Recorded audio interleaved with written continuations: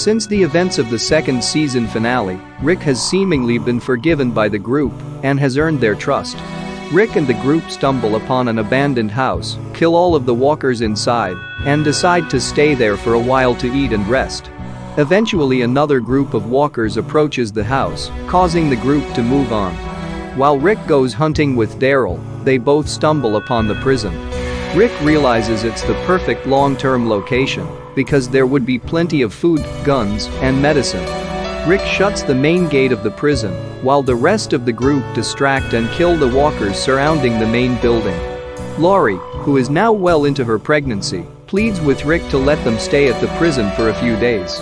Rick rebuffs Laurie, revealing that he is still bitter that she reacted badly to Shane's death. That night, Herschel asks Beth to sing the parting glass, and along with Maggie, she does. The next day, Rick and the rest of the group clear out the remaining walkers blocking the entrance to the prison. The group now has a secure cell block. The group finds riot gear, flash grenades, and other useful equipment.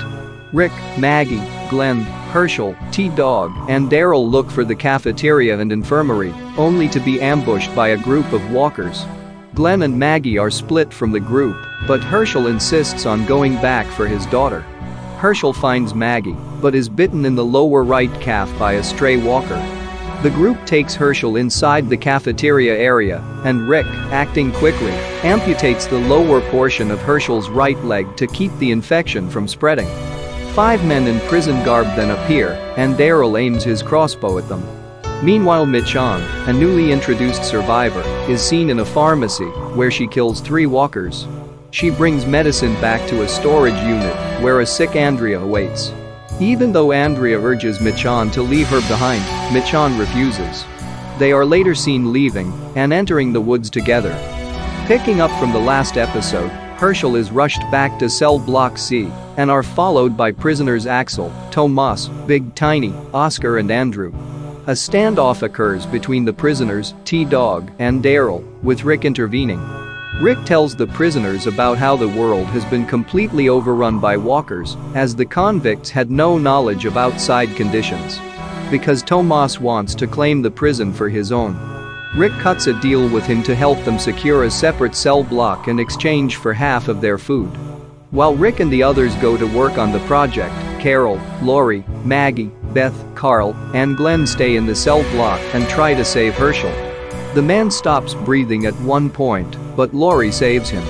Clearing a cell block for the prisoners, Big Tiny is scratched by a walker and then killed by Tomas, while the group is discussing what to do. Once they reach the room outside the cell block, Tomas ignores Rick's warning and opens up both doors, allowing a herd of walkers to rush in. During the fight, Tomas tries twice to kill Rick. He swings his weapon too close to Rick and pushes a walker on top of him. After the walkers are cleared, Rick retaliates by chopping Tomas in the head with a machete. Andrew runs away, but Rick locks him on the outside where walkers are roaming. Rick decides to let Axel and Oscar live, as they didn't appear to be involved in Tomas's plot to kill him. The group returns to cell block C. Rick holds Herschel's hand as he awakens and thanks Laurie for saving Herschel's life. He meets up with Laurie outside, and for the first time in months, he touches her. He then tries to minimize the significance of the gesture, saying the whole group is grateful for saving Herschel. He walks away, never making eye contact with Laurie. Andrea and Michonne witness the helicopter crash in the near distance. Upon investigating, they spot another group of survivors, led by the governor, who saves a surviving soldier. It quickly becomes apparent that Michonne doesn't want anything to do with these strangers, as she readily sacrifices the docile walkers she's been traveling with when they start to make noise. It's all for naught, however, as Merle, complete with his nifty new appendage, stumbles across his old acquaintance and her traveling companion. Later, Andrea finds herself being tended to by a nurse, and after some catching up with Merle, she meets the governor as he shows up to check on her condition. He tells the women to stay and get a good night's rest. Their weapons will be waiting for them on the way out. After a brief discussion, the man reveals that anyone who dies will turn, a shocking surprise to the women. Andrea and Michonne are then introduced to Woodbury, a small town with 73 residents. We meet another of the governor's men, Milton, who is studying Michon's pet walkers, taking note of why they're docile. Later, the governor speaks to a survivor of the helicopter accident, Wells, who informs him of how he left 10 men behind so he could scout ahead. The governor promises that if the men are still alive, he will bring them back. The next day, the governor and several guards drive up to the location of the surviving soldiers. He waves a white flag and informs the soldiers of the helicopter accident. He asks for their help and to come back to town with him. As the troops let their guard down, they get ambushed and killed by the governor and his men. The governor returns to Woodbury, bringing with the military vehicles, weapons and supplies. He gives a speech to the town about how he was too late to save the soldiers and everyone should honor their sacrifice. He gives thanks for the supplies they left behind. Michon appears to be the only one doubting his story. That night, the governor returns to his apartment. After he takes a look at a seemingly old photo of his wife and daughter, he heads into a secret room. As he sits in his recliner, we see an enlightened look on his face as he stares at some fish tanks filled with 27 heads. Among them are the newly added ones of Michon's pet walkers and the helicopter pilot Wells. While planning to burn all of the walkers the group killed inside the prison, Rick and the others receive an unexpected visit from Axel and Oscar. The two want to leave the prison, which everyone but T-Dog is okay with. While Rick, Daryl and Glenn go to get wood to burn the corpses, walkers start to invade the courtyard, forcing the group to split up. The group learns that someone broke the latch on the front gate, which allowed the walkers to enter. They suspect that either Axel or Oscar committed the crime. Soon after, a loud prison alarm sounds off, attracting more walkers. Rick, Daryl, Glenn, and the two inmates make their way to the generator room to shut off the alarm. T-Dog and Carol run off, and T-Dog is bitten on the shoulder. He saves Carol by holding back a group of walkers and in the process is eaten alive. Meanwhile, Rick is attacked by Andrew, the inmate that Rick left out in the prison yard. The man had somehow managed to survive and return for revenge. As Andrew comes close to getting the upper hand, he is shot in the head by Oscar. On the way back, the group finds T-Dog's corpse being devoured by two walkers. In another generator room, Laurie has gone into labor. Maggie is forced to do a cesarean section, knowing it will kill Laurie. Carl says goodbye to his mother, and after she dies, he puts a bullet into her brain. After regrouping and realizing that there are still people missing, Rick demands to search for Laurie but then hears an infant crying. As Rick notices that Laurie did not return with Maggie and Carl, he correctly assumes the worst and sobs over the loss of his wife. In Woodbury, Andrea and Michon don't agree over whether or not to stay. Merle wants to find the Green family farm, but the request is denied by the governor. Rick, having just lost his wife Laurie, suffers a severe breakdown. He stalks away, furious and deranged, as he picks up an axe in the prison's courtyard. He head off to find Laurie's body, slaughtering various walkers along the way. Herschel sends Daryl and Maggie off to get formula for the baby, and Daryl puts Beth in charge of Carl. Axel and Oscar help Glenn dig 3 graves for the fallen ones. Glenn goes to find Rick, attempting to convince him to rejoin them outside. Rick slams Glenn against a wall before walking off without a word. When Rick finally reaches the boiler room, he discovers Laurie's body is gone, but finds a bloated walker in a stupor from overeating. Rick shoots the walker in the head before stabbing its stomach multiple times. Meanwhile, Daryl and Maggie have returned. The group, now accompanied by Axel and Oscar, is gathered in cell block C. Rick remains in the boiler room, sitting in a daze on the floor. He then hears a distant baby wail and the phone ringing. Rick walks over and answers the phone, saying hello? In Woodbury, Michon has found some caged walkers. She kills them all and then threatens the governor. After she leaves, Milton, Martinez, Merle, and Tim go off to find some new walkers for a big event that evening. A fight between Merle and Martinez, with chained walkers around them to make the sport more exciting. As the crowd howls in excitement, Andrea looks on in disgust. Rick talks to the person on the phone. The person at the other end of the line, a woman, says she will think about allowing Rick and his group to merge with hers. She then hangs up, prompting Rick to check on Carl and the others. Later, He gets a call from a man in the woman's group. The man begins to question Rick, including asking the circumstances of Laurie's death. Rick refuses to answer and instead hangs up and breaks down crying. Rick later informs Herschel of the other group, but when Herschel picks the phone up, he hears only static. Herschel asks Rick if he wants to talk about it, but Rick declines the offer. Rick talks again on the phone, and the woman tells him that she is Laurie. She informs him that he was talking to people who had died previously, Amy, Jim, and Jackie. Rick breaks down again, saying how sorry he is for not telling Laurie how he felt about her and not being able to prevent her death. The call is disconnected, and Rick hangs up. He walks out of the prison. He holds his newborn daughter for a moment before handing her to Carl. While searching the lower levels of the prison, Daryl finds Carol's knife in a walker. Later, he notices a door budge and opens it, revealing a weakened but alive Carol inside. He takes her back to the others. Merle, Tim, Crowley, and Gargulio search the woods for Michonne. She ambushes them, decapitating Crowley and impaling Tim before escaping as walkers arrive. Later, Merle and Gargulio are ambushed once again by Michonne, but walkers appear drive her away. As she escapes, she is shot by Merle. After losing sight of her, Merle suggests that they go back and inform the governor that they killed her. Gargulio fears lying to the governor. Merle shoots him, going back himself. Glenn and Maggie make their way to town. Michonne sees them from behind a car and watches as they gather supplies. Merle then sneaks up, and Glenn and Maggie raise their guns toward him. Merle recognizes Glenn and asks about Daryl, learning that he's alive. After a scuffle, Merle holds Maggie hostage and orders Glenn to drive the three of them back to Woodbury. Michonne takes the abandoned supplies and heads to the prison. As she is outside the gate, she is spotted by Rick, Andrea, and the governor, whose real name is Philip, have a discussion, during which Andrea tells him that she belongs on lookout. He allows it. Later, she is berated for recklessly going over the wall to kill a walker. Andrea admits that she enjoyed the fights and was angered that she enjoyed them. Philip then suggests that perhaps she likes him as well.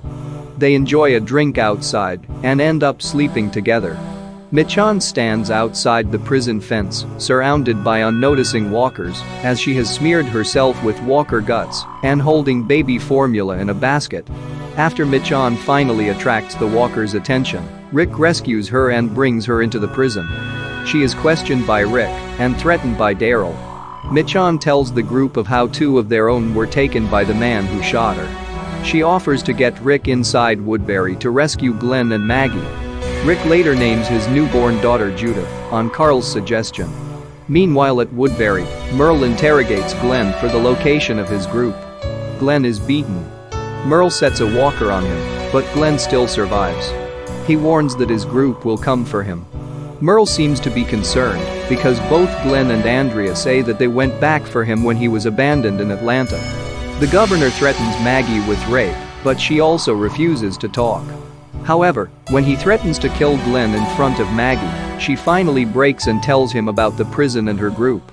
The paranoid governor tells Merle and Martinez to lead a group to scout the prison inside the dangerous red zone. Andrea assists Milton with an experiment to test if walkers can retain any of their past memories. When their test subject turns and attacks, Andrea kills him. After evading a large group of walkers, Rick, Daryl, Oscar, and Michonne finally reach the walls of Woodbury. A burly survivor, Therese, his younger sister Sasha, and their fellow survivors Ben, Alan, and Donna fight their way through a walker herd in the forest. Donna gets bitten, but remains with the group as they take refuge in the backside of the prison. They are found by Carl, who leads them into the prison common room. He insists that Donna be killed since she was bitten on the arm. "We take care of our own," Therese says. Sasha objects when Carl locks them in the room, but Therese points out this is the best living situation they've had in weeks.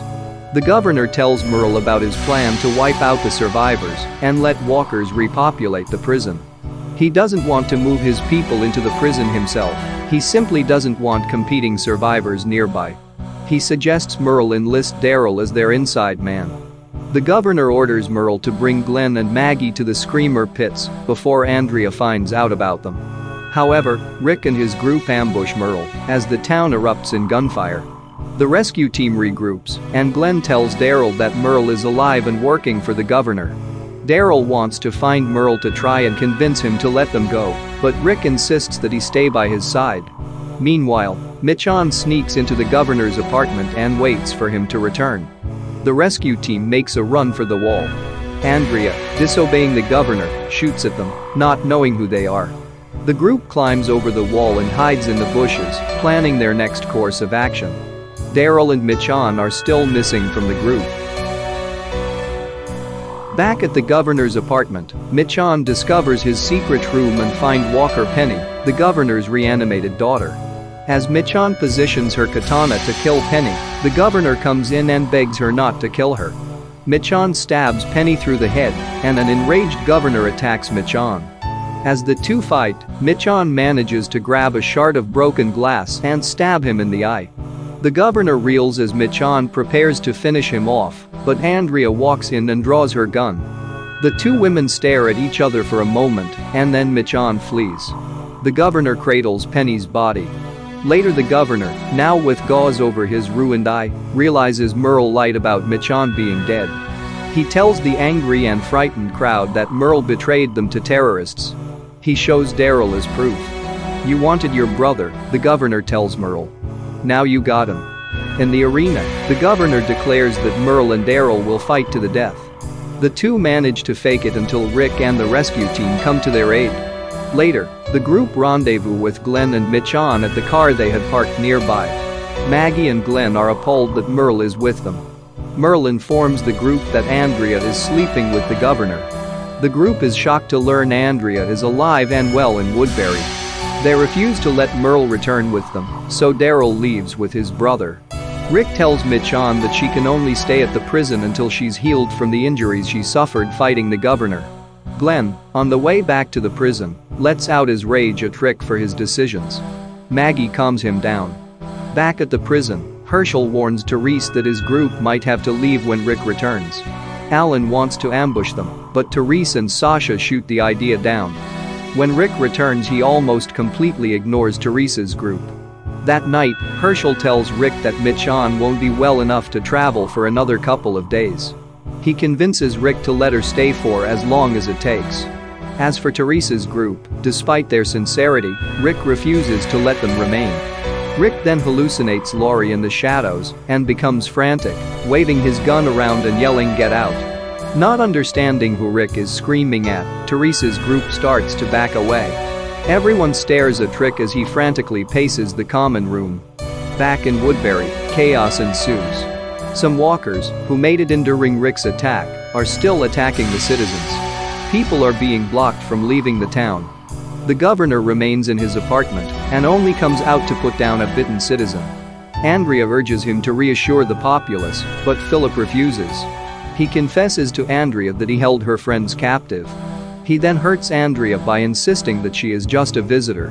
Later, Andrea rallies and pacifies the crowd with promises of perseverance and rebuilding. The governor watches from his window. Rick continues to see Laurie, and the group worries for his sanity. While Rick is still absent outside the prison gates, Glenn makes an executive decision to fortify the prison against the governor. Herschel finally talks to Rick. Rick tells the old man about his visions of Laurie. He says that he needs time to figure things out. Daryl and Merle, despite leaving the group together, are not getting along. They encounter a group of survivors, and after Daryl rescues them, Merle wants to loot their things. Daryl holds his brother off while they drive away. Merle angrily stalks Daryl into the forest and chastises him for risking his life to help strangers. Daryl points out that Merle's continued bitterness toward him is just leftover anger from being abandoned in Atlanta. After a fight, Daryl decides to go back to the prison. After considering the matter, Merle begrudgingly follows his little brother. Out of the blue, the governor attacks the prison, killing Axel and dropping a Walker bomb in the courtyard before leaving with his group. Glenn picks up Herschel and Michon in a car, while Rick is struggling to fight off walkers. Rick is rescued by the Dixon brothers, and they head for the prison. The survivors regroup in the cell block following the governor's assault. Rick and Glenn want to stay and face the governor, Herschel thinks they should flee. Merle tells them the governor won't stop until they are all dead. As Rick surveys the walker-infested prison yard, Carl expresses his opinion to his father that he should stop being the leader. In Woodbury, the governor tells Milton to enlist residents aged 13 and up to fight. Milton calculates that will give them 35 soldiers. After confronting the governor about the prison attack, Andrea decides to go to the prison, with Milton's help. She hopes to make peace with her former companions. Arriving at the prison, she is initially treated as an intruder until they learn of her true intentions. While catching up, Andrea suggests negotiating for peace with Philip, but the group is doubtful. Carol encourages Andrea to kill Philip in his sleep. Andrea returns to Woodbury, and after sleeping with Philip, she stands over his sleeping form. She holds a knife, but cannot bring herself to kill the man. Milton finds Teresa's group after they've left the prison and takes them to Woodbury. The governor welcomes them to stay as long as they like, then brings up the survivors. Teresa recounts his experience at the prison and offers to join the fight. Rick, Carl, and Michon drive to King County, hoping to find more weapons at Rick's former sheriff's station. They encounter Morgan Jones, who has become deranged since Rick last saw him. Morgan nearly kills Rick until he reminds the unstable man of who he is. Morgan tells of how he killed his wife after she bit Duane. He says that he couldn't reach Rick on the walkie-talkie, let alone find him. Morgan refuses to go with Rick, insisting that he has to clear. However, he does allow Rick to take a good amount of guns from his stockpile. While Rick deals with Morgan, Carl goes off to look for something and reluctantly allows Michon to follow him. When they reach a bar, Carl reveals his reason to go there. Inside the building is an old photo of his mom. He wants Judith to one day see what her mother looked like. Michon helps Carl, and together they are able to get the picture. Michon, Carl and Rick depart. Back on the road they see a freshly killed body, that of a hitchhiker they had left behind earlier. They take his backpack, then continue down the road. Rick and members of his crew enter a barn where they meet the governor, Andrea and other members of Woodbury to negotiate a way out of conflict. They two leaders remain wary of each other and question each other's leadership. The governor demands Rick surrender or die. However, Philip offers a compromise, bring Michon to him, and Rick and his people will be left alone. Rick has 2 days to decide. Outside, Milton scribbles in a notebook, explaining he's making a record of events post-apocalypse. A small group of walkers approaches. Daryl, Andrea and Martinez take turns killing them, flaunting their combat skills, while Milton and Herschel bond. After Rick and Philip exit the barn, the Woodbury group leaves as Rick wrestles with the decision to turn Michon over.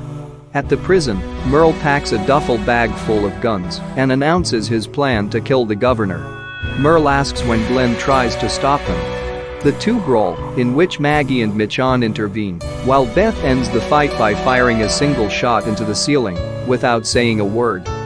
As the governor prepares a torture room for Michon, Andrea begins to see the true nature of the governor and attempt to kill him multiple times and fails each time.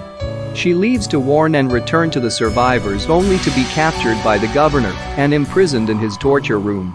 While Milton also questions the governor's motive, he still has faith in him. Therese and Sasha question their role in Woodbury, while Alan and his son are ready for the chance to take the survivors down for forcing them out when they needed help. After seeing a pit full of walkers, Therese is appalled and nearly kills Alan after arguing with him when the latter recalls his choices. In the middle of the night, an unknown person douses the pit walkers in gasoline and lights them on fire. Rick tells Daryl about the governor's offer. Daryl and Herschel try to dissuade Rick from giving up Michon, but Rick insists it's their best shot at saving lives. Merle warns that the governor won't kill Michon, just torture her. Rick finds cable to bind her, but decides to not turn her over. Merle takes matters into his own hands and kidnaps Michon to deliver her to the governor. As they drive on the road, they talk and Merle decides to let Michon go and take care of the governor his own way. He succeeds in downsizing his army but is found and killed by Philip. Back at the prison, Glenn asks Herschel for Maggie's hand in marriage. Herschel gives his blessing. Michon returns and tells Daryl what happened. Rick gathers the group and discloses the governor's offer. He concedes that he doesn't want to be the only person making decisions for the group anymore. Daryl finds his brother is a walker and put him down while distraught. The governor brutally beats Milton for torching the pit of walkers and forces him to kill Andrea. When he refuses, Philip stabs him and declares one way or another, Milton will kill Andrea and leaves them in the room. Andrea attempts to free herself as Milton slowly dies and turns into a walker. The governor's army arrives at the prison that apparently has been abandoned. When they reach the tombs, the smoke grenades go off and the army is chased away by gunfire. After they get far enough, the governor tries to get them to go back, but they refuse. Angered, he shoots them, including Alan, and leaves with Martinez and Schumpert. Karen, the survivor of the massacre, is found by Rick and the group, and they head to Woodbury, where they convince Therese to let them in. They find Milton dead and Andrea bitten. After a talk, she asks Rick to let her kill herself before she turns. Rick agrees and Michonne stays with her to the end. Rick brings the rest of Woodbury to live in the prison and is healed mentally and emotionally, as he no longer sees his hallucination of Laurie.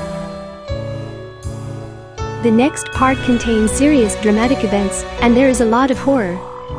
If you were interested in hearing the story of the film, please subscribe to the channel and follow the other episodes. Don't forget to like and share the video. We meet in the next part.